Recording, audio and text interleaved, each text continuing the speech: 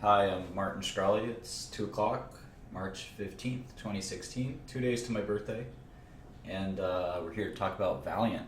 I know that we've been doing our finance classes on technology of all subjects, but I know Valeant stock is down a lot today, and a lot of you have questions on it, and it's probably a good time to kind of go through the company and see what we can learn. So the stock has fallen about 50% today. And as you guys know, I like to look at the capital structure of the company anytime I look at any company. Just kind of make sure I really truly understand the situation at the company. Now, Valeant is not reporting their 10K, so we don't know what their cash and debt are. Let's double check their press release. That's their last quarter's press release. That's again their last quarter's press release. Let's double check to see that they didn't include in like an unaudited version. Let's see. They might have.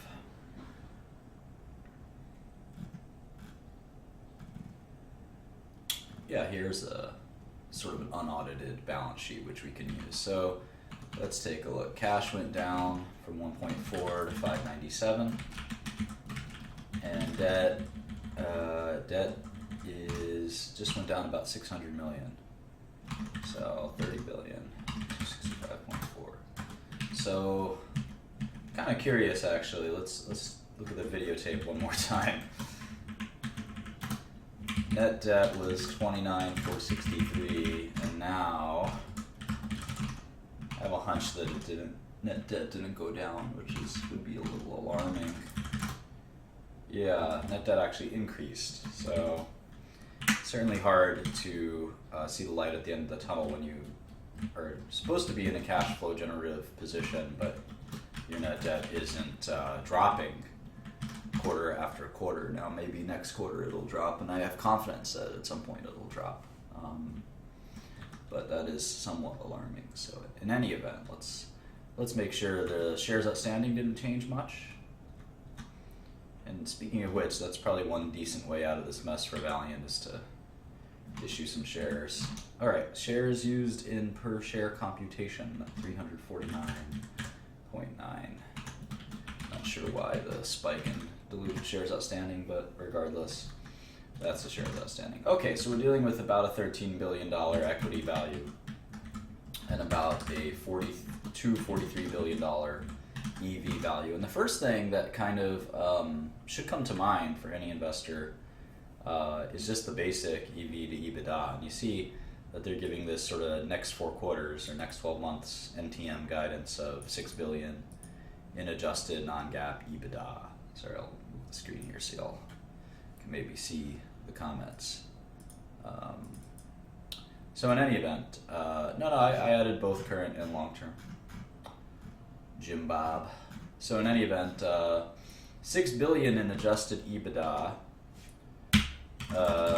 It just tells us that 7 times EV to EBITDA, which to me isn't an exciting multiple, right? Distressed pharmaceutical assets, you can usually get them for like 3 times EBITDA. So 7 times EBITDA isn't so great. And having said that, the portfolio of Valeant doesn't exactly look like distressed pharmaceutical EBITDA, and we'll spend a lot of time talking about that. But just on the face of it, just on the kind of extreme red face test, it doesn't appear that the stock's that cheap, even after a dramatic decrease in the stock price, which is somewhat telling. Now our forecasts are actually pretty spot on for 2016. We expected roughly 5 to 6 billion in EBITDA for the next kind of 6 years. And that's kind of what they're saying. They're saying they'll do 6. We were saying 5.5. We'll see what happens. But in any event, the point is that a big bulk of kind of the value is sort of determined by the terminal value. And obviously, to the extent terminal value and discount rate are determined by management confidence, there's a lot of doubt in management confidence. Now, I actually don't think, having been through corporate boardroom myself a few times, I don't think Mike, unfortunately, will survive this, probably even through this week. My guess is he'll be gone they'll probably vote to get him out today, is my guess, just knowing how boards work and stuff like that. They'll have a meeting and fire him today. And I don't know who they'll put in there. Maybe they'll put Howard in there for now, but and I like Mike. I feel bad for him. I think he's a great business person.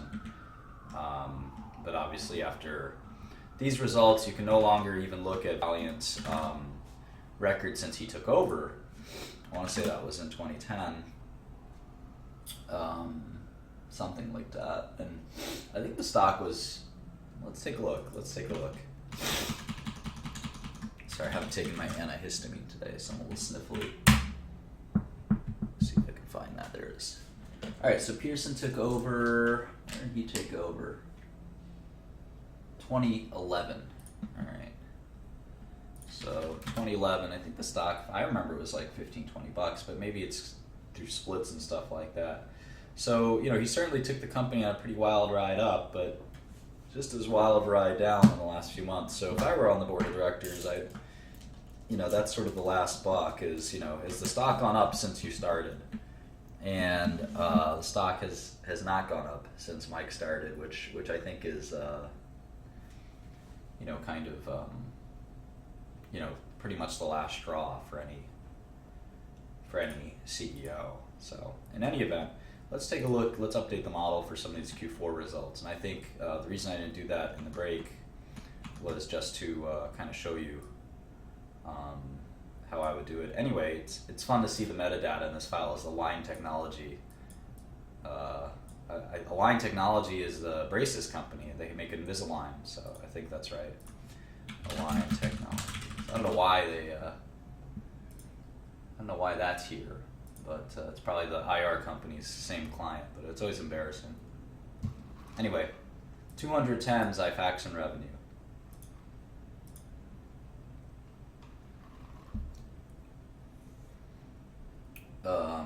210. So we thought there'd be sequential growth, and I think they led us to believe that, and we'll place kind of a marker there, because I think that they gave some guidance around that. It was kind of vague, and you can see that IMS is in fact, no, I'm not short Valeant.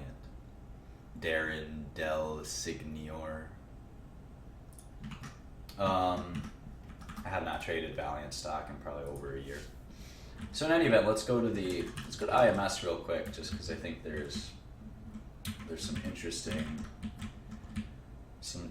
data here. So if you look at, and I have two IMS files because I think IMS actually changed some reporting stuff. So let's take a look. All right, so Q3 to Q4, we had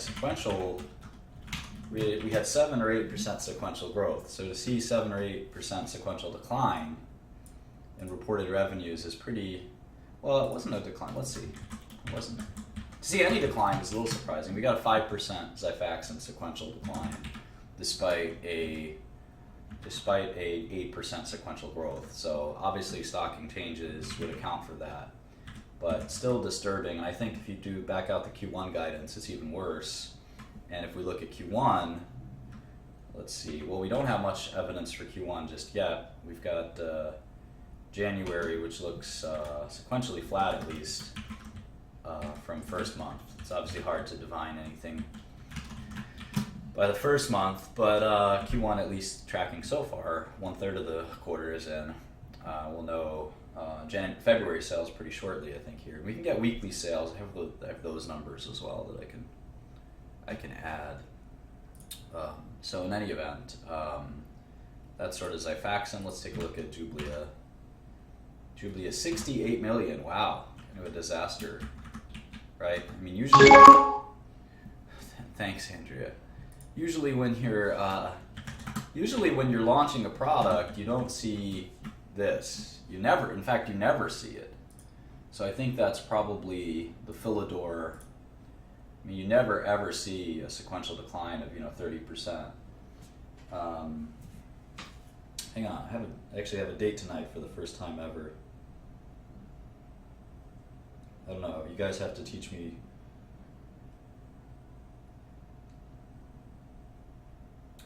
what to do. Just kidding. Okay, so yeah, the fact that you'd have this huge sequential decline in revenue is kind of alarming. 36% decline in Jubilee revenue quarter over quarter in the middle of a launch quarter, or in the middle of a launch, right? This product launched 4 or 5 quarters ago. I've never in my life seen that kind of a decline in the middle of a launch. So very bizarre, very truly bizarre. So don't know what happened there. Probably Philidor changes, maybe. And then again, if I'm a wholesaler or something like that, I probably am not too excited about stocking Valeant products while all this kind of controversy is going on. So that, that certainly contributes to the softness seen in these 2 quarters. And I'm not going to focus too heavily on the quarters because I think the vast majority of the value of the company is in the tail, as is with most pharmaceutical companies. And as Xifaxan, I'm just going to have to reevaluate kind of growth here, and we know that there's a generic on the way, or on deck, as my favorite rappers would say. And so what that tail looks like is unclear, but certainly by 2025, I don't think Xifaxan is a valuable brand. I think that's fair to say. And then you end up having kind of a small pharmaceutical business. At maturity, you have a small pharmaceutical business, and it's kind of mishmash of stuff that they probably should start divesting to focus on something else. You don't have that big of a consumer business. You have this derm business, and again, derm, what does derm really look like over time is unclear. It seems like if you want to be a real cynic, a true cynic, you could say that derm was and again, I'm being really cynical here, it doesn't reflect how I believe, but you could say that derm was kind of a loophole business that Valeant exploited really well. Not too different from price increases and stuff like that, where you can get this excess growth from temporary excess growth, if you will, from this business plan, and that business, including these sort of very expensive, and very not kind of medicinally important medicines would be kind of taken up in this fashion. So the question is, will derm decline faster than this? Is a good question. So you have this small consumer business, kind of a small diverse pharma business, and then you have Bausch & Lomb. And what's kind of funny is, certainly Bausch & Lomb is worth something, but we still have an enterprise value of $42 billion, so we have to figure that out. And then you have kind of a big foreign business, which again is somewhat unclear. So if you just take a really conservative look at it, it's a $2 billion EBITDA or $4 billion EBITDA company at maturity. The question is, what's the growth profile at maturity? And I think that's something that's hard to tell. You sort of kitchen sinked all this stuff, but you also don't have any brands, so you shouldn't expect growth. You shouldn't expect generic erosion. So if you look at sort of a negative 5% maturity, 7.5% discount rate, I get that the stock is not that attractive, right? $50 per share versus the current price of $37. But let's keep digging in. We have a long way to go here. I'm probably gonna stop at 4 p.m. So just so anyone wants to budget time. All right, Wellbutrin of 93 million. So Wellbutrin is one of the great puzzles of life. How this old multi-source generic drug continues to do well is shocking and amazing. I still can't quite figure it out. But Wellbutrin had a decent quarter, so go figure. Xenazine went generic last quarter. In fact, I almost got into that market. So there's Xenazine dropped quite a bit. I think it went generic last quarter, so I'll look that up in a second. Provenge, where's Provenge? 77 million. So Provenge is hanging in there. Provenge is a weird product. Many of you are familiar with Dendreon, the company that went bankrupt that Valeant acquired. I'd be curious to see what their margins are on it. Dendreon had a very hard time. Very hard time. getting good margins. All right, Solidyne somehow dropped off their top products list. Is that right? Or did I miss that? Where is it? I must be missing it. How could it not be here? 26 million. What? 54, 61, 57, 65, 66, 26? Is Wayne Brady? No, I'm kidding. I don't know if you know that Dave Chappelle skit with Wayne Brady, but Wayne Brady plays a pimp in that skit, and one of his distributors comes up short. So this was a very bizarre quarter for Solidyne. 54, 61, 57, 65, 66, 26. It's very, very bizarre. 75% sequential decline in Solidyne. Kind of tells you that, you know, a lot of their, and that raises the questions. Yeah, exactly. Does Wayne Brady have to slap a? So, you know, we've been expecting Derm to grow, or at least not shrink dramatically. Maybe now we're realizing that without these tricks up the sleeve, that Derm isn't really Derm's not gonna grow. Derm's gonna shrink. And yeah, I'm saving this, and it'll be uploaded. It'll be uploaded. So if we make Derm shrink, which is fine.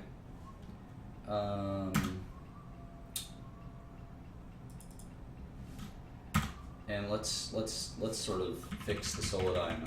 Well, we have Solidyne kind of disappearing anyway, so that's fine. What are the other Derm franchise? Elidel. Is Elidel? I gotta analyze Elidel. I don't know the situation with Elidel too well. It's a pretty good product. Retin-A though, that's one that is multi-source and should drop pretty dramatically. I've looked at that market a little bit. Carac and Zian are kind of similar. Let's take a hammer to the Derm business. The idea that the Derm business was sexy is kind of been propagated by Valeant. May not really be the case. So let's be nice and aggressive here. Tacrolimus is a bit different. Maybe I'll just have it drop 92% a year or something. All right, so now we've taken a more of a kitchen sink to the Derm business, because I think there's a lot of risk in that. Now at the same time, you know, I feel like lowering the discount rate just because I'm making these super conservative forecasts, and the truth could be better. You never know. So I've got per share value right now, $45. We're still very early on in this process, so, but really remarkable Solidyne weakness. All right, Isuprel, 53 million. Isuprel, 53 million. Now this is going generic soon, so I well, I guess I should update this shortly, but maybe it's going to do something like that. But it's going generic quite soon, so. Isuprel is, at least. I don't know if it's going to be this quarter, so maybe I'll push it out. But Nitropress, let's look at that one. Nitropress. Is it even here? There it is, 58 million. Nitropress, big quarter. Interesting. All right, Lotamax, 43 million. Looks in line. All right, everyone's favorite, Glumetza, 86 million. Now Glumetza, I don't know if it went generic yet. I should check. Lupin launched in February, so Glumetza is probably, well, maybe it launched, I don't know. Glumetza should be dead on arrival. I've taken it out of my model, but I don't know. The minuscule tail. All right, Aprizo. 31 million. Okay. Looks similar to last quarter. Carac, 21 million. That's pretty soft. Huh. All right, Ziana. Wow, Ziana's they're not even reporting it. Let's see how small. The smallest drug they're reporting is 20 million, so it was sub 20 million for Ziana. So, I don't know, maybe the best possible thing was it was 19, but that's sort of a declining drug at this point. Very weird. A lot of weirdness here. Ofloxacin, also not reported anymore.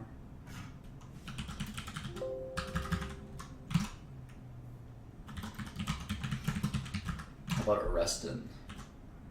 Arestin. 32 million. Alright, well, that's not so bad. Movaprep. That's a Salix drug. Not reported, so wow, that's a big sequential decline. Retinoid. No way. Wow. So Derm really took it on the chin. You gotta look at Retinoid, that's another big sequential decline. How about Clendagem? Nope. Wow. And Elidel finally. If Elidell's not on here, there it is, 25. Alright, so Elidel dropped 22% sequentially. It's pretty bad. Cupramine, my favorite. 27 million. Alright, Cupramine's a steady Eddie. I think a generic to Cupramine is coming at some point, but maybe not today, maybe not tomorrow, but at some point it'll come. How about Euceris? That's supposed to be their big growth brand. Euceris. 39. Wow.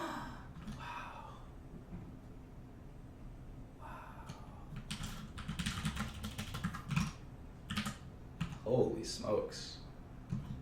We were forecasting 71. Again, in the launch, this is this bizarre behavior that very weak new launch. Alright, wow.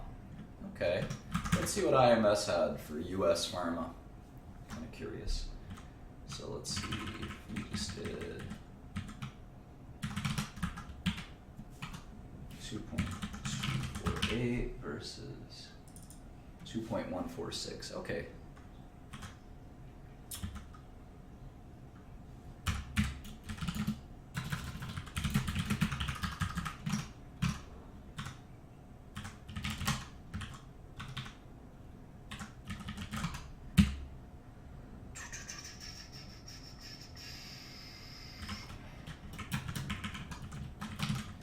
Alright, so it sort of tracks IMS relatively well, maybe except for some stocking issues.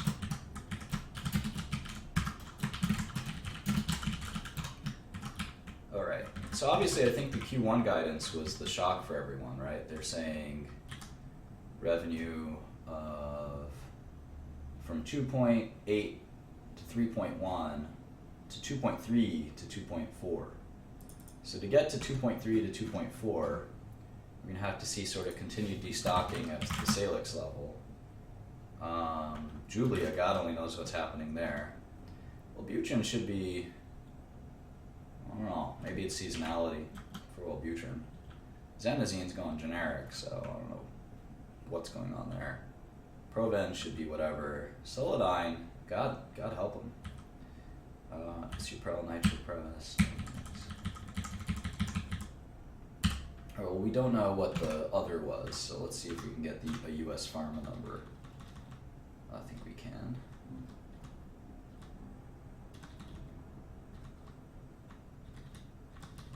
Let's go to the quarterly report. Product sales. I wonder if did they give up on segment reporting this quarter? That would be alarming if they decided to do that. No, they didn't. Okay, good. So, US Pharma, 1.9 billion. And that's roughly what we got here. We gotta make some small nips and tucks, I think, but that's probably about right. Okay. In fact, we can calculate the other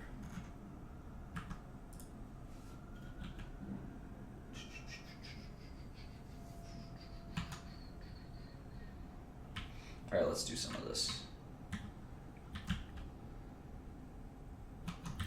Let's see what they said for Derm. 342. Currency impact and other. Weird. I'll take GAAP revenues.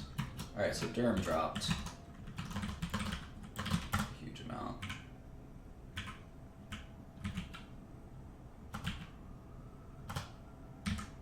How about consumer? Consumer's going to be the one valuable brand. It's like 600 million in annual revenue. It's probably worth what, 2.5 billion, something like that. Let's see, ophthalmology RX. That was the Bausch & Lomb pharma business. That's probably still worth something. Contact lenses, surgical. These are all surgical. Actually grew quite nicely. Neuro and other. 557.5. That seems off. We'll keep looking. So maybe all the weakness came from Derm and GI. Oncology. Oncology is just programs, right? GI 509.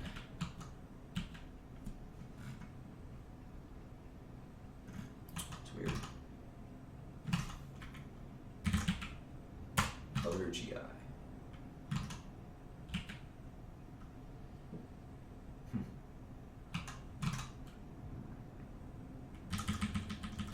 Alright, let's do this rest of world stuff. 363, 4. We'll get back to the interesting stuff in a second. Emerging markets, very good quarter. LATAM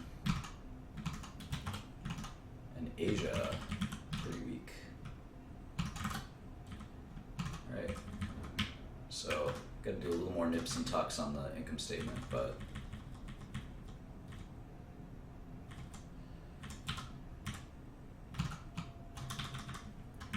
so let's see if we can get to their guidance of 2.3 to 2.4. So how can we do that? Now, one thing that's kind of common in situations like this, with Mike coming back from medical leave, is this concept of quote unquote kitchen sink, or a reset. Sometimes when businesses are having trouble, lowering expectations to the most bottom kind of level is sort of a strategy that's not very wise to do. But under promising a huge amount just to sort of get all the bad news, quote unquote, out of the way, and then just having success after that. I think that's something that people like to do sometimes when they're in trouble. I don't advocate it for sure, but so let's see. So it's hard to say that the foreign businesses at least should be able to perform in line at least.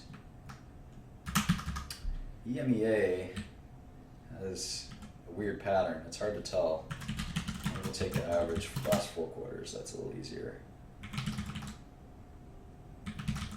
All right. So these businesses are pretty steady.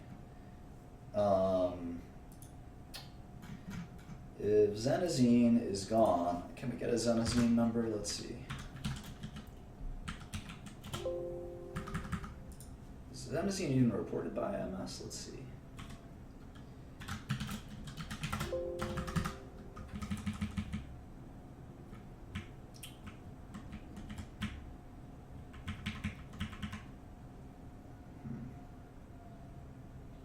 It's weird because if you look at first month over first month of quarter, you actually have 17% sequential growth. But they're telling us that revenue is going to decline by this enormous number, right? 2.3. Revenue is going to decline by 15%, but IMS is telling us the US part of that is at least growing 17%. Now, they have February and presumably most of March, and we don't. So we don't know what February looked like, but stocking is probably the big issue. So maybe Xifaxan gets hammered even further. Maybe Jublia, I don't know. Maybe the just stocking will go down to a bare minimum. It just seems unlikely that that number is achievable, or it's going to happen. Let's see. And maybe it's this other, this kind of other section that's going to get hit. So we can get to 2.5 and be realistic at least. Let's see. Without kind of consumer and other stuff like that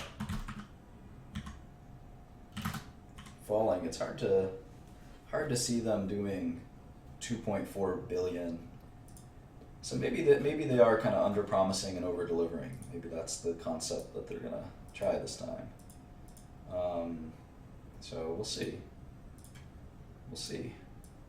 But Xifaxan's kind of the problem with Valeant is that they don't really have any franchises that are valuable, right? I mean, Provenge is not too valuable. Lotamax, let's look at Lotamax. That looks like it's going to be the biggest drug at expiry. So what the heck is Lotamax? Let's go. I'll show you a cool website that it's called Drugs at FDA, and it's kind of the best website for checking out FDA approved drugs. So let's see. Lotamax is a loteprednol. It comes as it's a Bausch & Lomb product, so it looks like it's an ophthalmic drug.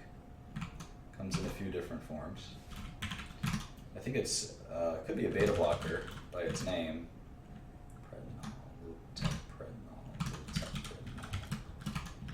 Loteprednol. All right, let's see if there's a website. Lotamax.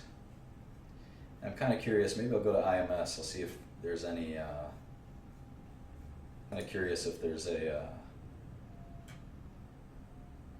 We'll do a few things. I'm curious about this product.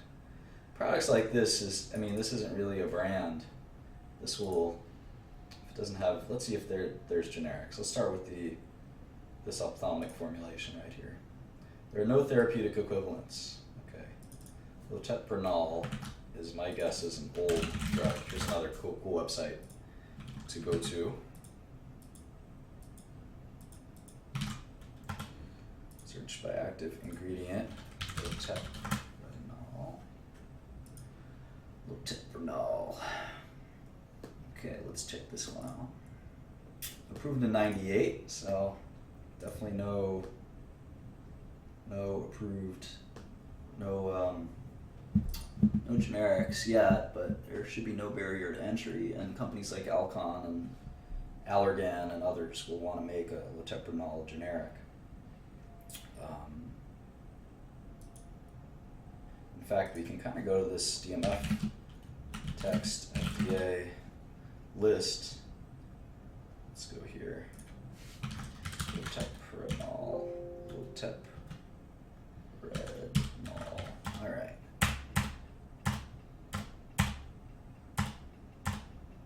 Crystal Pharma filed a DMF in 2014. Pharma Bios. Alright, so at one point or another, this thing will go generic. So, Lotamax, and again, this highlights my kind of issue with Valeant is it's kind of whack-a-mole. Every time you think you've got a decent franchise, this thing will probably be generic by the time, before you know it. So this ain't gonna hold the company. How about Uceris? Uceris is like, the problem with Uceris is it just had the worst quarter ever. So who knows what's going to happen to Uceris? This was supposed to be a huge product. What happened? It's supposed to be a huge growth product. So maybe Uceris will be a $200 million franchise, but that's not much relative to enterprise value of $40 billion.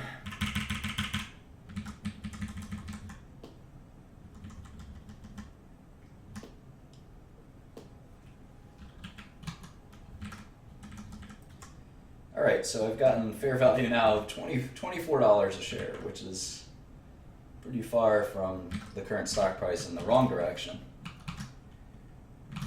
$24 could be fair value for Valeant. We still have some number crunching to do. Well, who knows what's going to happen should be the title of all presentations. Still trying to figure it out. What I hope for in value investing is when I can find a situation that's truly exploitable from a sort of risk perspective. I can find a stock that I can buy with limited to no kind of repercussions, even if the worst thing can happen. Yeah, there's a lot of different GI products like Uceris. There's no doubt about that. But let's move on from Uceris for a second. Let's go to Arestin. Arestin, I want to say, is a retinoid.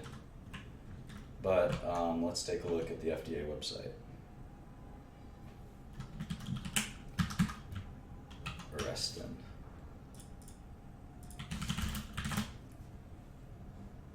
No, it's minocycline, which is minocycline powder. That's weird. Minocycline is a very common antibiotic. So I think this is like the dental version, maybe. Yeah, here it is. Arestin.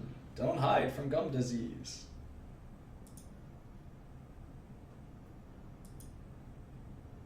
So it's like a gel that you put in your gums.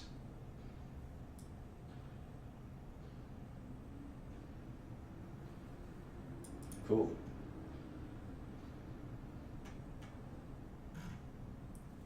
That's pretty neat. So this may not go generic. This may not go generic. Let's see. There's 100 million minocyclines in the DMF. Well, only 15. So only 13. Zhejiang Husan is a big API maker. So maybe someone will try to knock off Arestin. Microsphere is sometimes hard to do. Let's see if we can get a prescribing information. So minocycline is nothing special.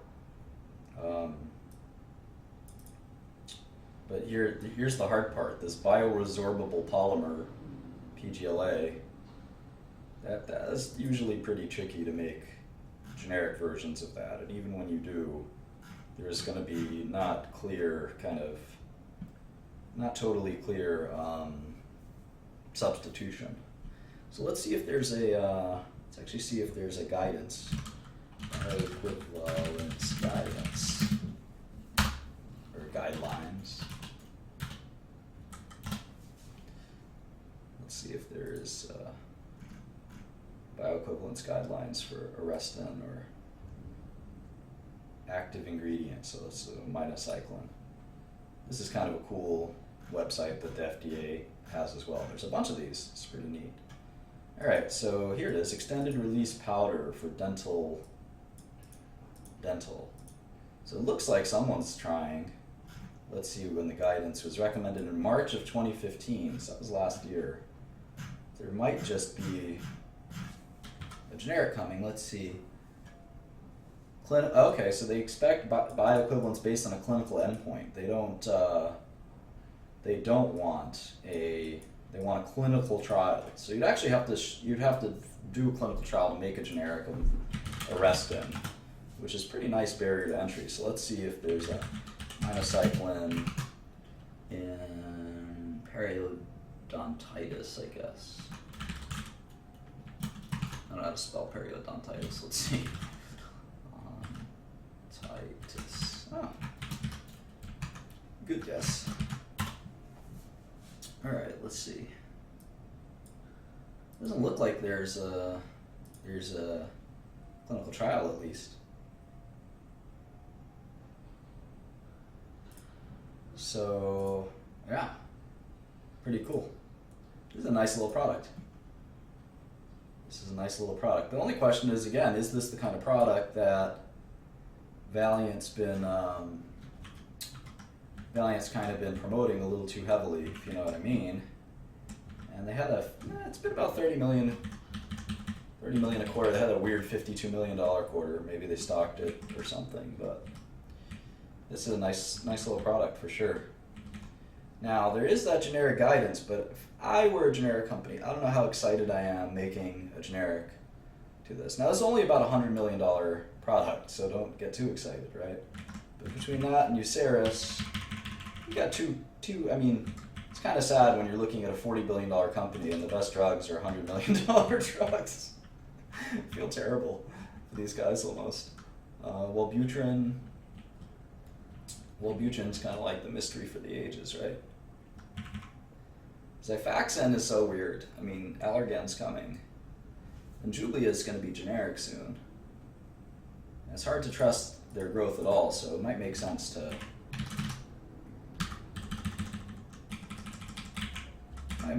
chop Jublia down a little bit. Now, Wellbutrin is one of the weirdest situations I've ever seen, and again, it didn't have a bad quarter. Which tells me that I'm not sure how much Philidor promotes Wellbutrin. This might be just crazy doctors who like it. Alright, so when I get into situations like this, I just want to look at what's the biggest franchise. And so we have Asia, China, etc. as a big franchise, and consumer as a big franchise in terminal years. So let's look at Asia real quick, because I'm kind of curious here. I said that most of the business is in China, about 2/3.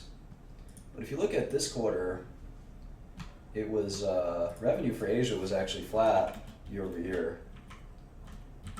The Asia business is bigger than most of their drugs. So it's hard to really believe that you're going to get a ton of growth.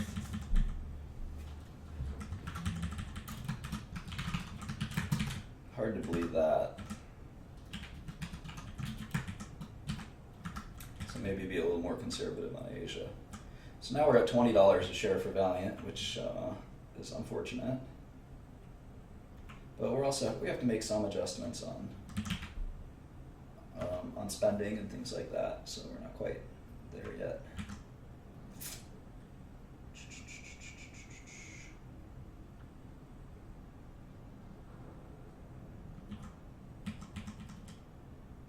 No, maybe we are. This looks pretty reasonable, actually. They're going to have to start paying taxes at some point. Probably not until they're in a cash position.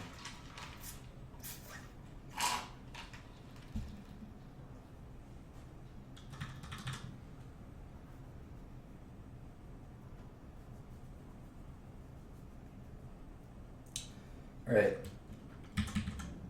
What are Valeant's top consumer brands? Let's take a look.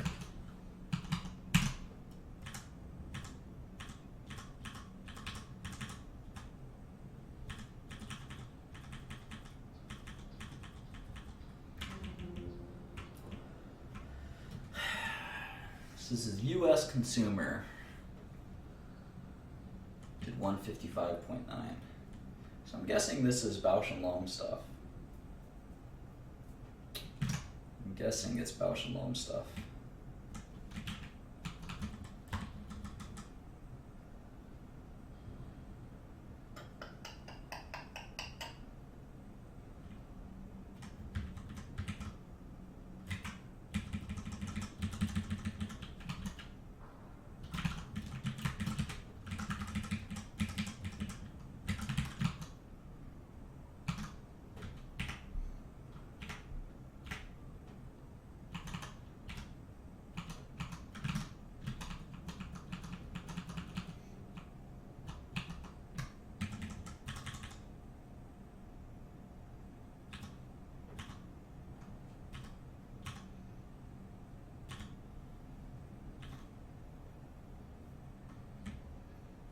Yeah, this was a pretty big disaster, right?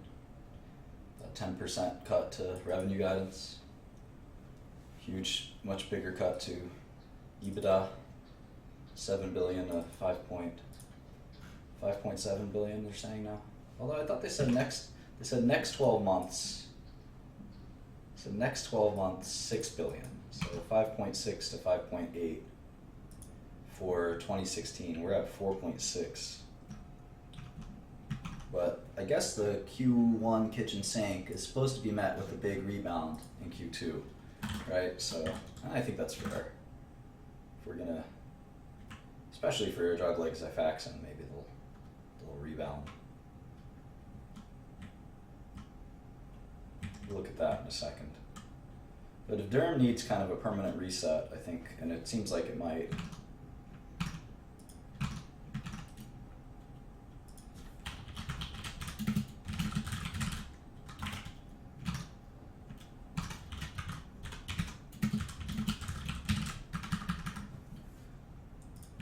Let's see. Slower rebound of Derm. More modest growth in Salix, no kidding.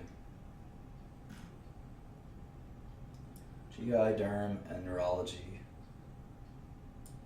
Well, that's basically their business, right?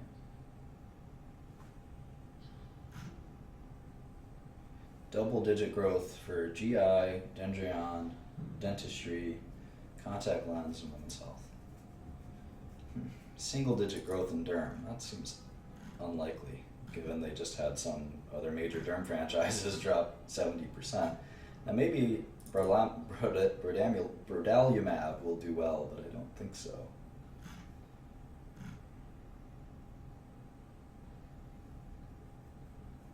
They really shouldn't have brought Sprout, huh?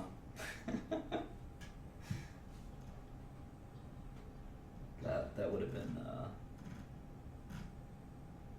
a nice $1 billion to have in handy, come in handy.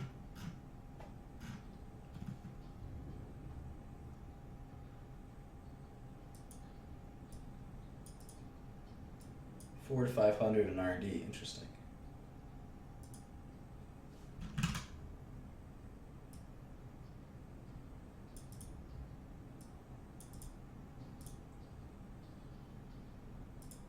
Cash interest expense, all right.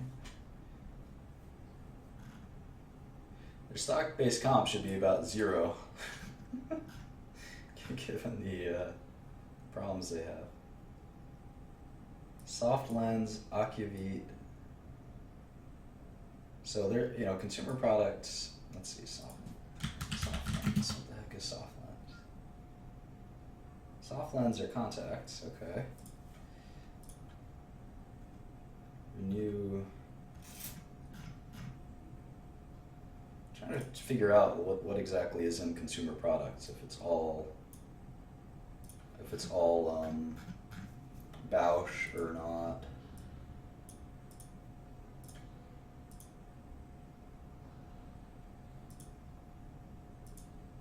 Yeah, so sort of the question is, what do you pay for this very diversified brand business? It actually reminds me of GSK's business. GSK was trying to sell their established products business, if you will, and it was interesting because that business was declining like 5 or 10% a year in EBITDA, and it looks a lot like this business. It's just a mishmash of crap. So now that's only part of the business, right? So if you take out the bad part, you take it, if you merge it or average it, if you will, with the good part, which is the what's left. So you got 1.3 billion of kind of crap, another 200 million of crap, so that's 1.5. So 1.5 in pharma out of 6 billion in revenues. There's 700 in consumer. Ophthalmology RX is still crappy. So let's see, $1 billion. So we'll call it $1 billion in good stuff and $1.6 billion in bad stuff. And then we'll add surgical is probably fine. Neuro is bad.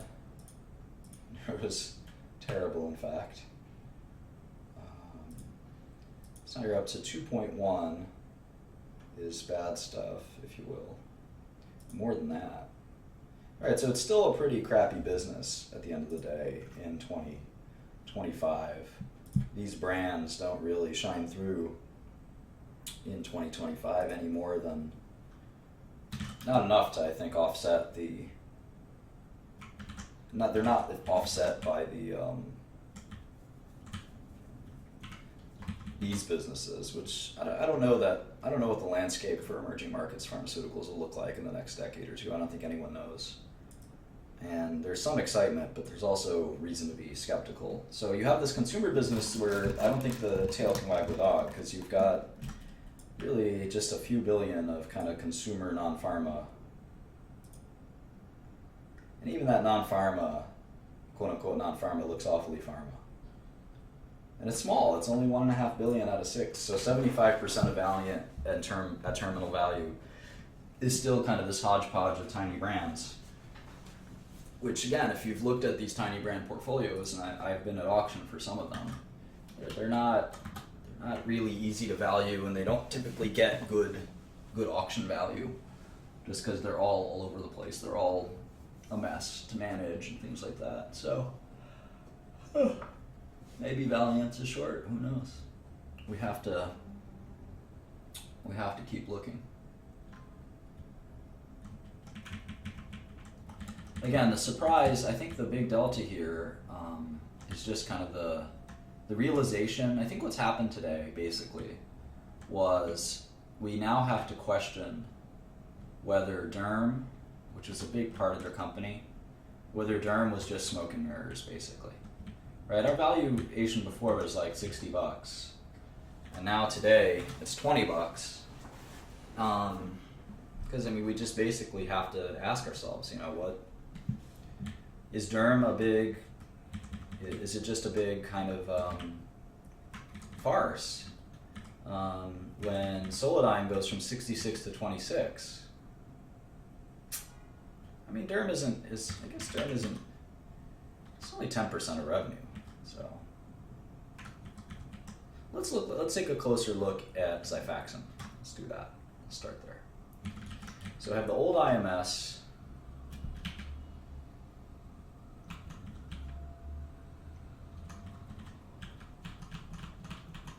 And I have new IMS. So let's kind of go through that.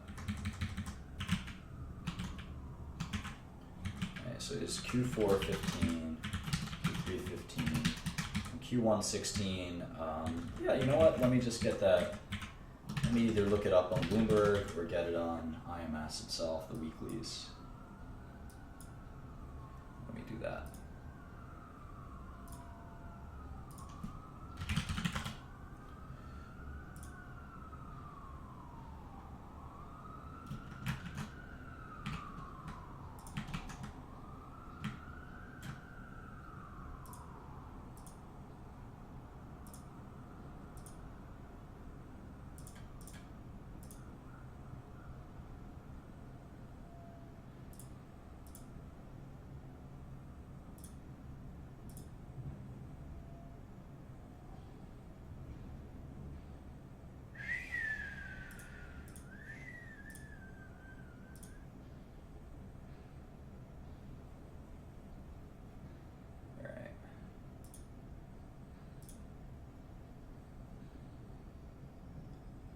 Let's take a look.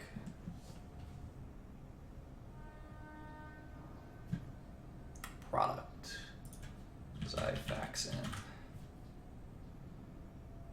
Xifaxan, remember, it's AN.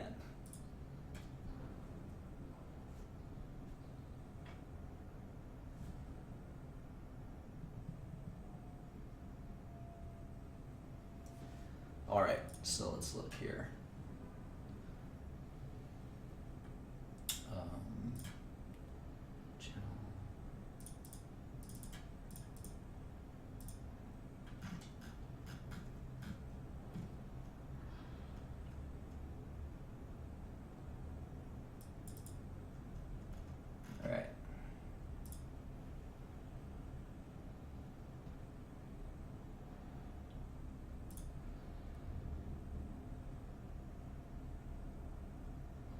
Let's take a look.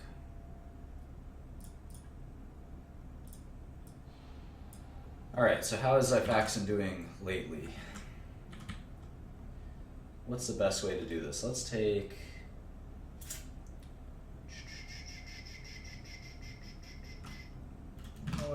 let's do it like this.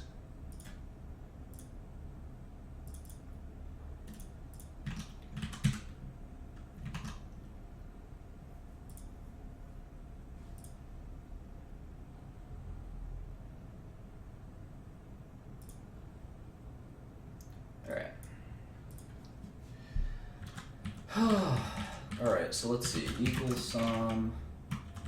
Now IMS is that's the week ending 3/4, so week ending 1/8 is the 7 days prior. So let's just do the count as well. Make sure we don't mess this up.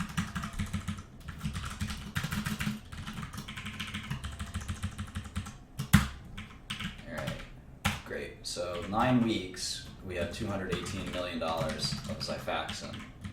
So we take the 9 weeks, let's take 9 weeks ending, or starting to be apples to apples. So Q4 starts in September.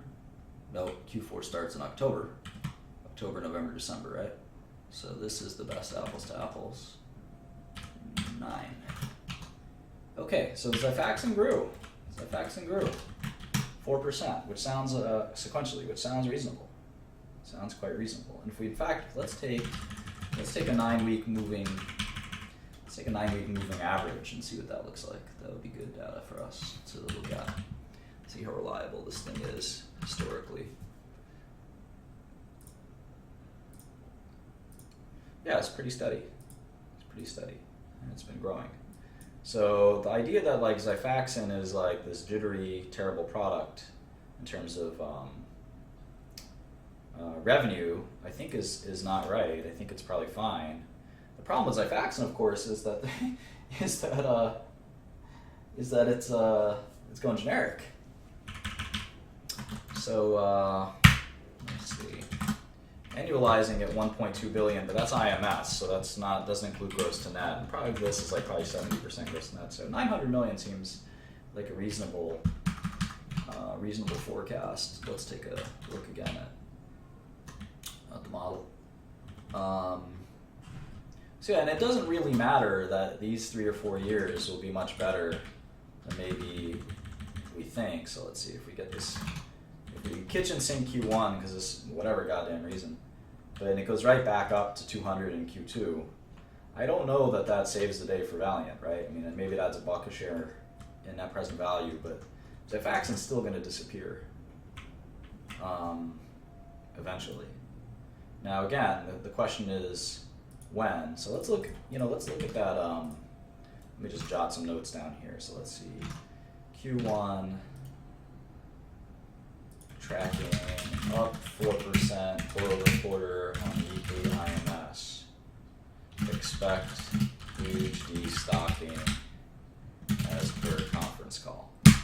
Okay, so Q2 we maybe see the rebound, maybe not. Maybe it'll happen in Q3 or Q4, but it doesn't matter. I mean, a little bit of earnings in these years doesn't make a difference to the NPV, and that makes intuitive sense. Whether this number is 700 million or 800 million or 1 million or 2 billion is not going to change the cash that shareholders will one day claim, and that's sort of the way I look at businesses. Now, obviously, if the directionality of it is going to make a difference, then that's important. That's more important in tech businesses and consumer businesses. In pharma, we have usually finite ends of life cycles. So at the end of the day, life cycle matters quite a bit more than near-term revenue. So 100 million here or there isn't going to really impact our forecast. So let's go see if Xifaxan, that Allergan clinical trial, is one of the best websites, whether you're in medicine or not. Let's see if that Xifaxan, what's Xifaxan's rifamycin, right? Rifamycin? Is that it? No? Rifaximin.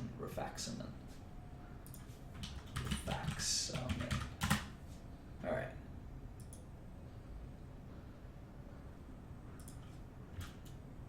Rifaximin.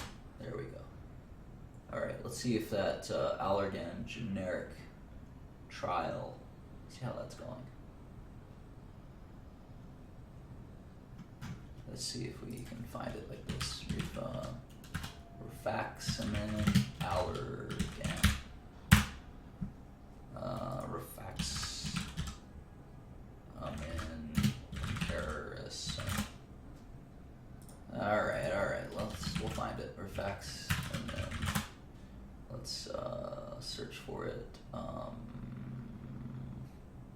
Like this.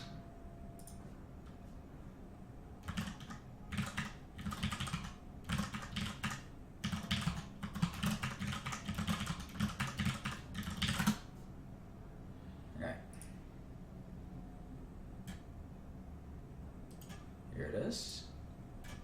Actavis, right, not Allergan. Oh, I was searching for Allergan. All right, so this study is currently recruiting participants.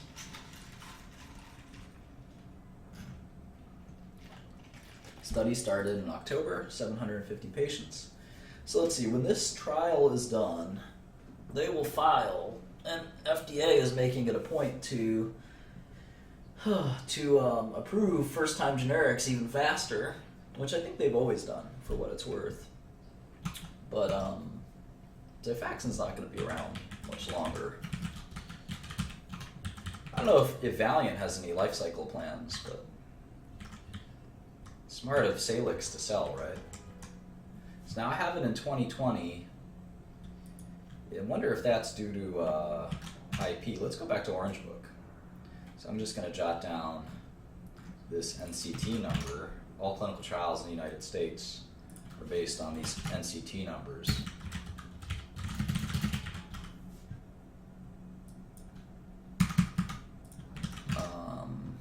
Let's go to Orange Book. Let's see if there's any BS kind of.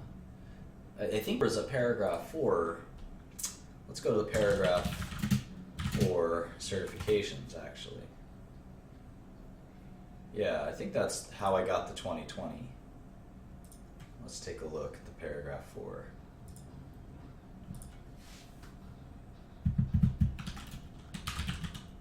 Rifaximin, 12/18/15, date of paragraph 4 submission.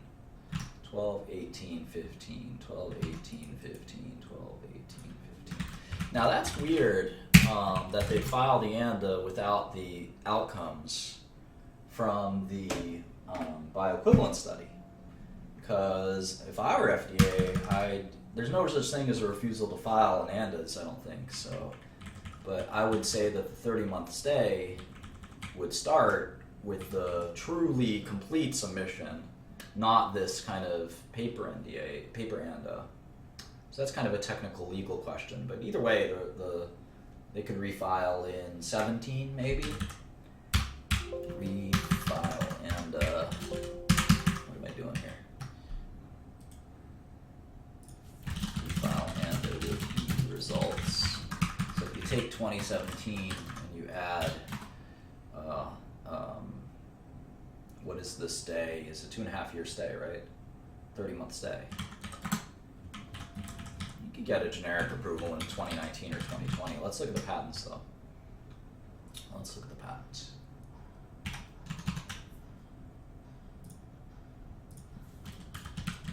I don't know that the patents are worth anything. We looked at these. We actually remember we looked at these patents. Patents are garbage. They're all polymorph patents. Polymorph patents are not useful. There's a method of use in traveler's diarrhea, which I think we can also kind of count as useless, because there's references to rifaximin usage as early as 1983. So now you can always get a settlement. But you typically aren't going to settle on a product that's at peak performance. So I think that they'll launch. And if you know anything about the relationship that Actavis and Valeant have, it's not a good one. Now, I don't think that this product goes over to the Teva portfolio. So we have to sort of think that through as well. So I think 2020 is fine. And then the question is, will there be a third or fourth? Because if it's going to be just the two of them competing on rifaximin forever, I don't know that they're going to take that much share, right? I mean, I've seen generics take 95% share, I've seen them barely penetrate, and it's kind of hard to tell, right? Kind of hard to tell. I would be uncomfortable putting a big terminal value, right? So I'd rather kitchen sink it than assume anything better. But maybe we should give them the benefit of the doubt for a second. Doesn't really change the situation much. Yeah, no, the IP is garbage. The IP is garbage. The IP is already IP defeats itself, my friend.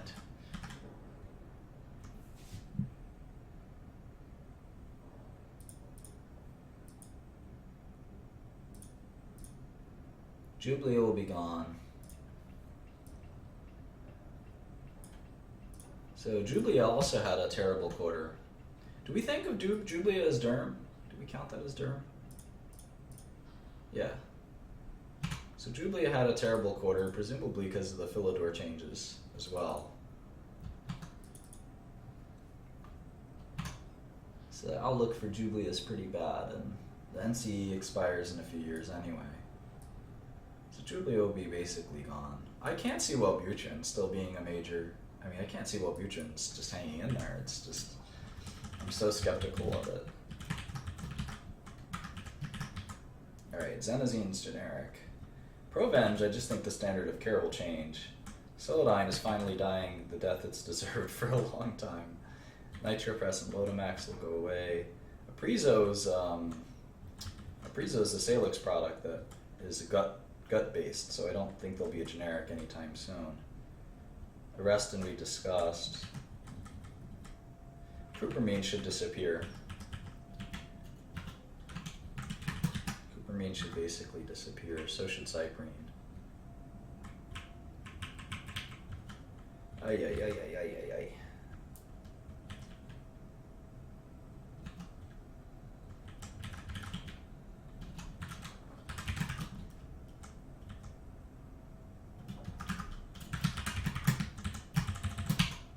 What a mess. Okay, let's see.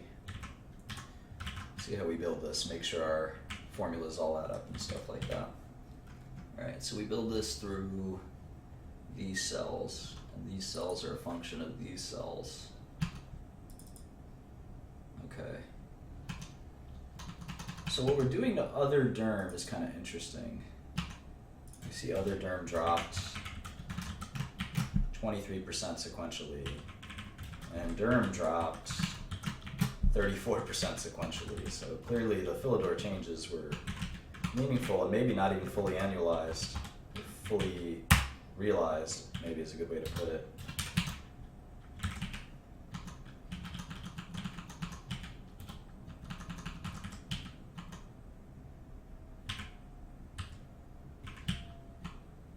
Alright, so will derm disappear or not is the question, certainly one question. So that's 500 million of revenue, it looks like. Let's see, yeah.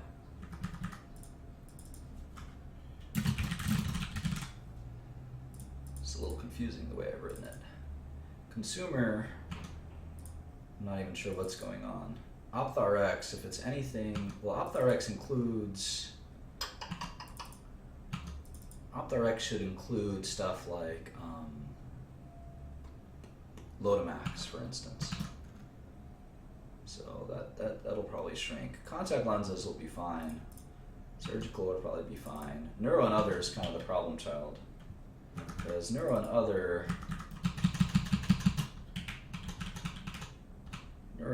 is sort of, I don't like the way I'm building this, let's see.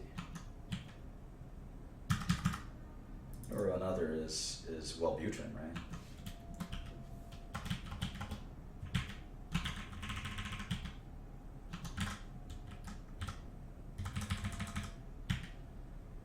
Let's see if it harmonizes a different way, let's see.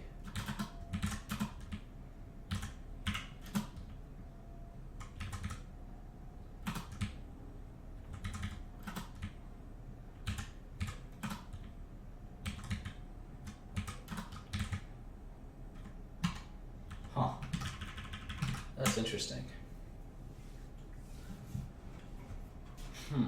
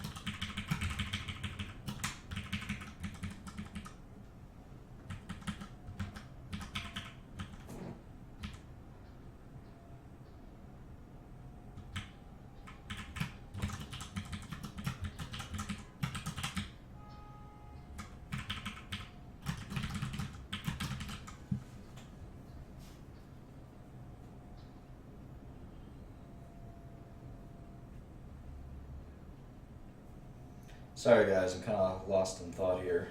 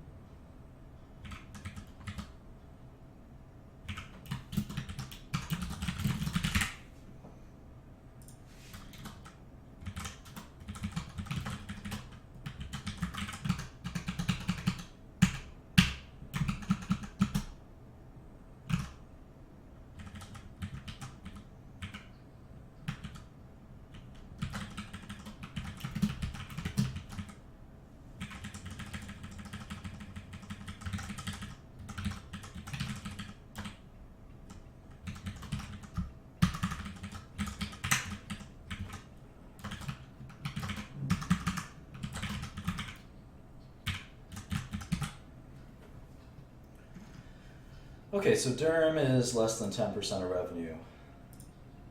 So to break down the business, you'd say consumer is the end stage Valeant, right? Is consumer is 10%, Derm is 7%, Asia is 9%, LATAM and EMEA are 18%. The rest of the world is 19%. So it's large. I mean, if you just look at ROW, it's like 50% of revenue is just rest of world sort of general. I think total GI is going to be an important way to look at the business. So they said GI last quarter was 509. I actually think that's a useful way to think of it. I like the way they kind of, or at least the way that I originally built this out. So let me make some adjustments real quick.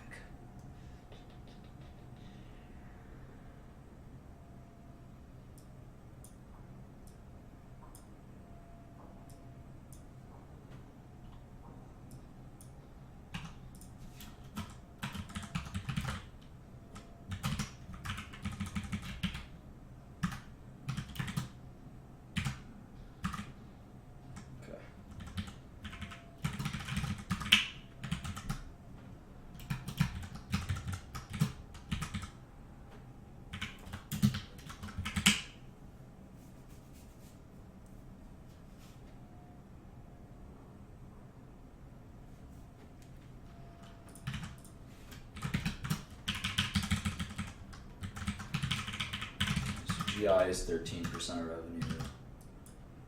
Neuro and other, the mysterious business is 10% of revenue. It's pretty diversified. Just a lot of diverse bad stuff.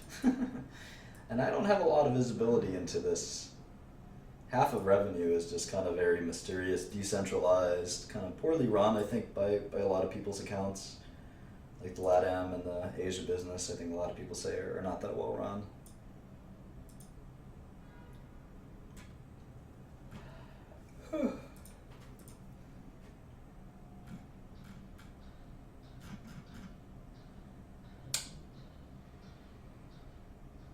Tough to value a company like this. It's very difficult to make kind of a call.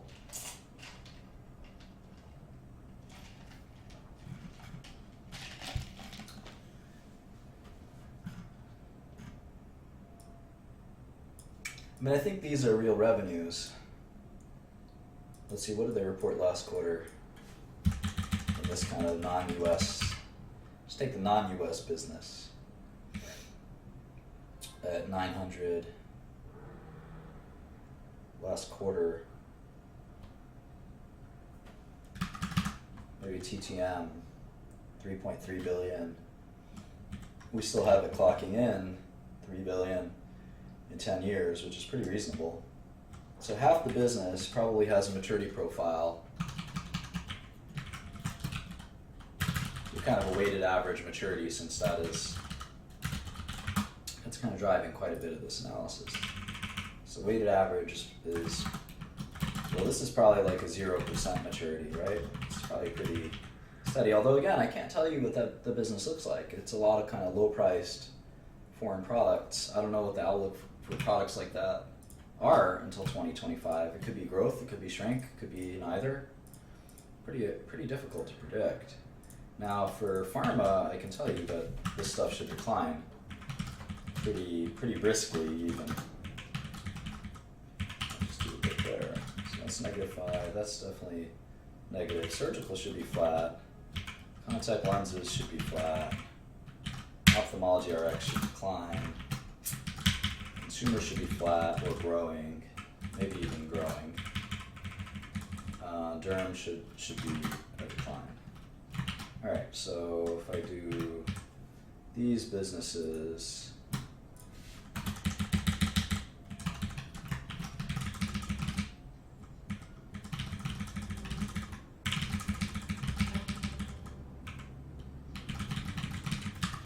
wonder what percentage of revenue I've got. 95. Where's the missing 5? Dental and oncology. Okay. So dental, oncology will drop. Proven just disappearing.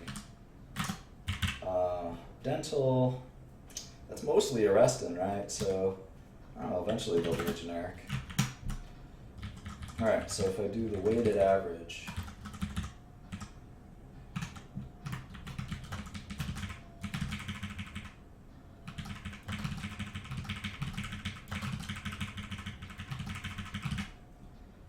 Weighted average.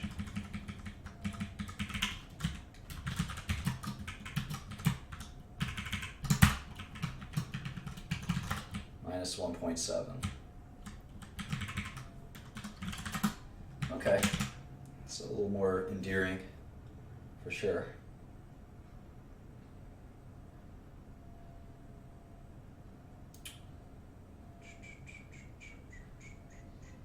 Well, I don't really know what's going to happen to that foreign business. Maybe it's conservative to say it'll decline. Kind of curve fitting a little bit here, but I feel exactly comfortable. I'm starting to split hairs quite a bit, which I don't want to do.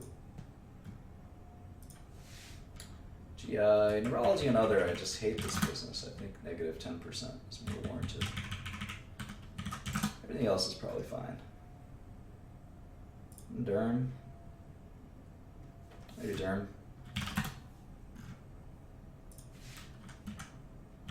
Alright. Alright, so let's see.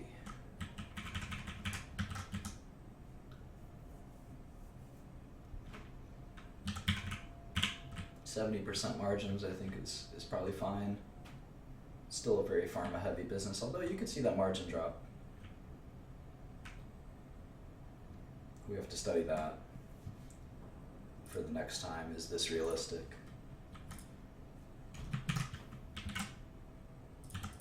Some points to consider is 70% margins with a kind of de-farming of the business, if you will. Realistic. Is a discount rate of 7% okay? I think given the uncertainty, it's probably fine. We usually use something less than that, like 5%. But we're also really kind of cramming down on a lot of the numbers, which is probably warranted. But all right, so $37 a share. Maybe that's my best guess right now. Still more work to do.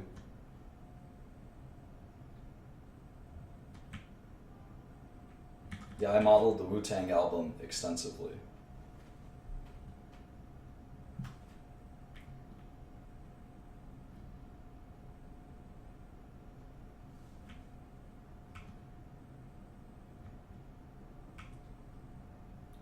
So yeah, so maybe the gross margin is just too high.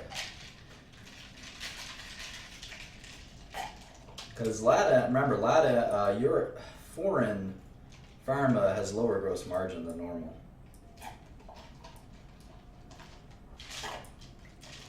was our gross margin this quarter? Yeah, look, most stocks are not worth investing or trade, quote unquote trading, and this is no exception. I only get involved in stocks when there are gigantic discounts to fair value, and I don't see that for Valeant. And remember, I love shorting, so it's not like I don't mind shorting. All right, it looks like margins are 727. I would short this stock in a heartbeat if I thought it was worth shorting. All right, so margins of 73%, exclusive amortization and impairments. So those are GAAP. This is a non-GAAP numbers.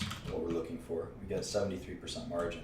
Ooh, so I probably have to change up these margins a little bit. Let me do 73.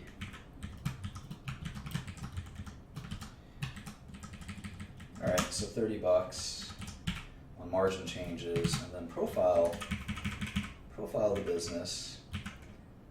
Profile of the business is if we take these guys as a percentage of revenue.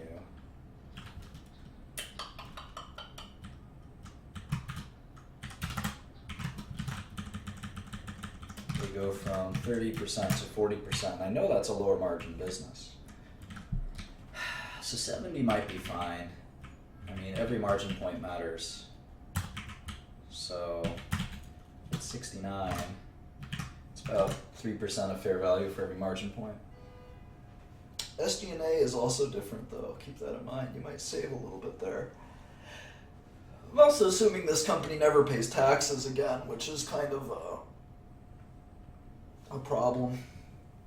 So if taxes become just 10% taxes, 10% is not unreasonable for a global tax rate, because remember, they can't, I mean, they have this Barbados treaty. I'll put 10% as kind of an arbitrage, because I put 7%. So the way I think of it is long-term corporate tax rate's about 25%. They're about 0, but that's also because they're in a net debt position. So that'll shift. So maybe 7% is like an arbitrageable long-term tax rate. Maybe that's reasonable.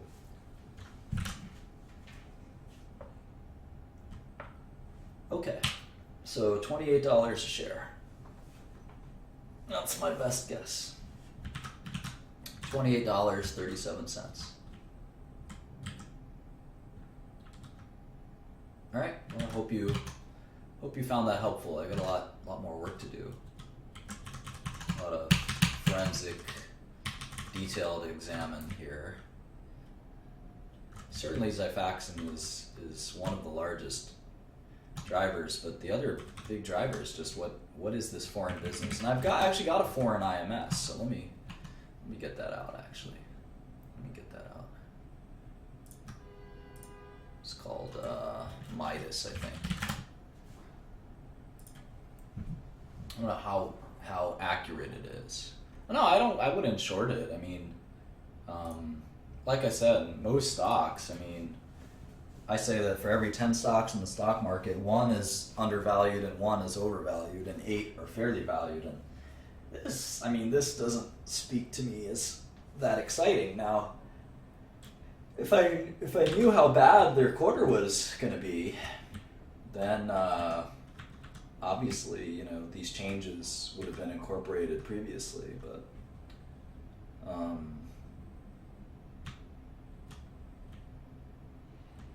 no, I don't think it's a short.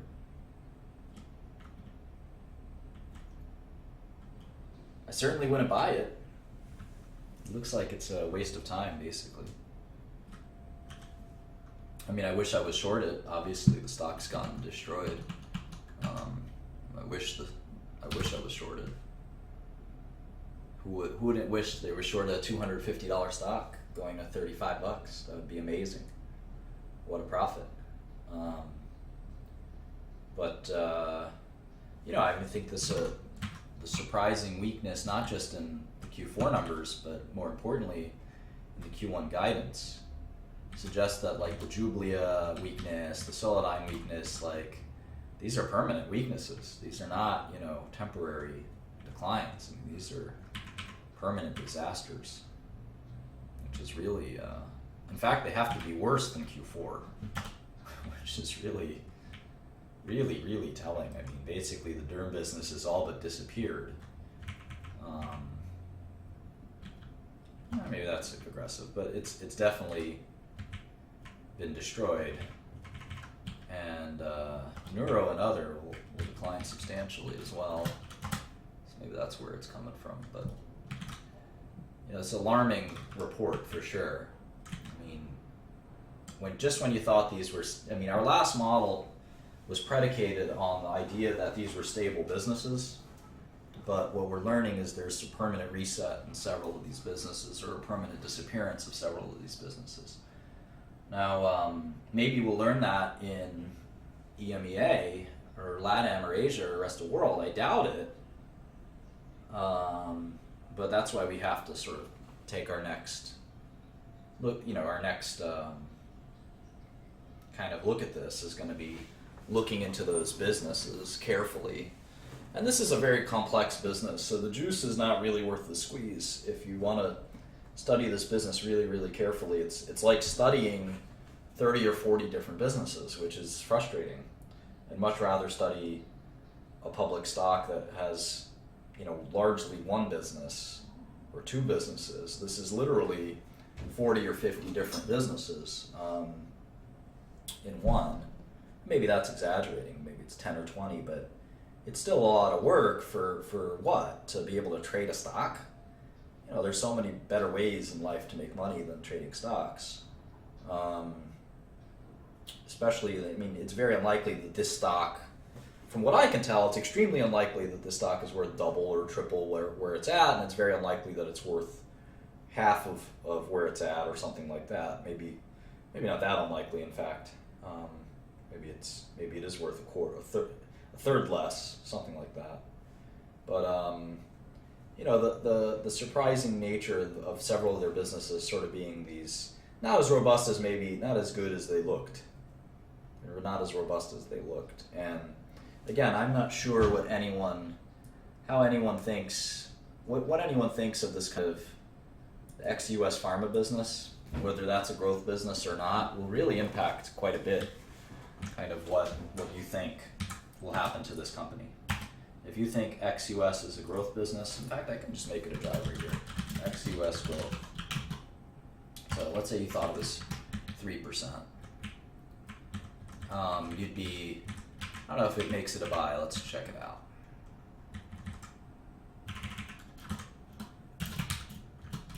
This is kind of an interesting way to do it.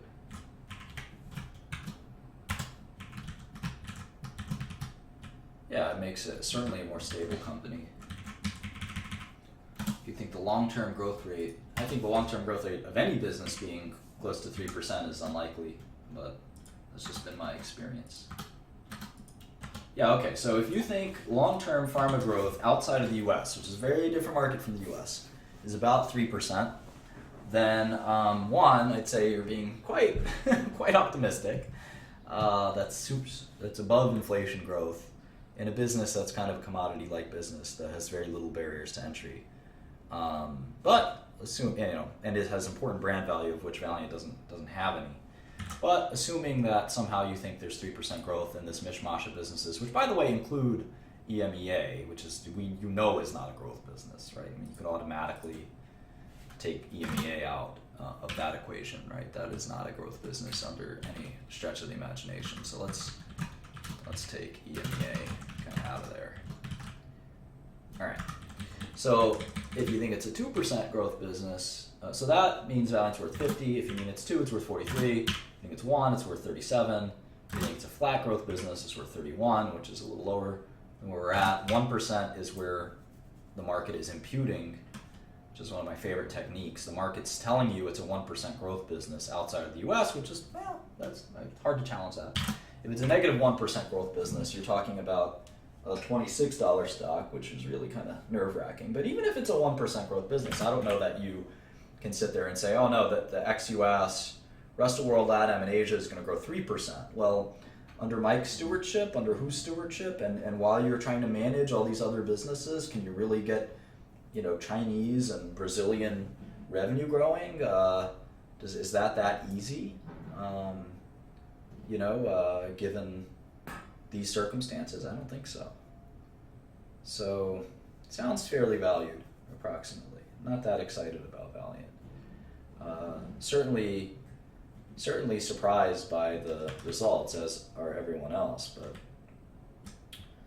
assuming kitchen sinking, the derm disappearing and stuff like that, you know, it's still not cheap, which is the hope. The hope in all this exercise was that we would find that after kind of throwing away several bad businesses and having a 50% decline in the stock price, that there would be a buying opportunity, but I don't really see that.